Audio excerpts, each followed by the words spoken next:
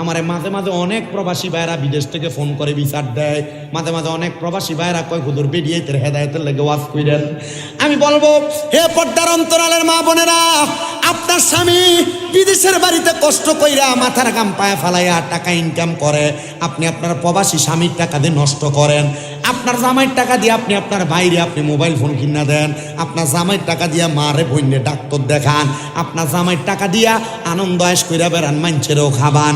না না না, আল্লাহর কসম, আমি যখন সৌদি আরবে গেলাম হজ করার জন্য, ওইখান থেকে আমি যখন গেলাম বদরের প্রান্তরে আমার একজন দোস্তর সাথে দেখা হয়েছে, তার নাম আলিয়াসগর। আমরারে ভালো কইরা সুন্দর করে খাওয়াইছে।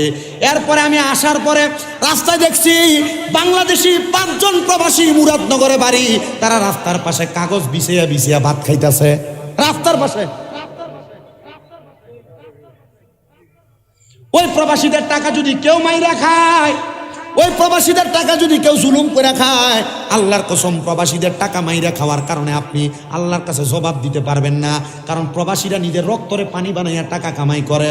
শুধু প্রবাসী না, বাংলাদেশের কোনো মানুষের টাকা আপনি হাওলাত নিয়ে দিতেছেন না, বাংলাদেশের কোনো মানুষের টাকা জুলুম করে খাইতেছেন, অন্যায়ভাবে খাইতেছেন। এটার জন্য আল্লাহর কাছে জবাব দেওয়া লাগবে কি লাগবে না? এই জন্য সাবধান, মানুষের টাকা মাইরা খাইতে বড় সাবধান, মানুষের টাকা নষ্ট করতে সাবধান।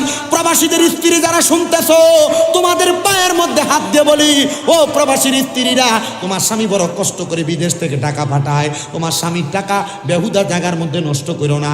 তোমার স্বামীর টাকা বাবার বাড়িতে 1-2 টাকা দিতেও বড় সাবধানতা অবলম্বন করে দিও।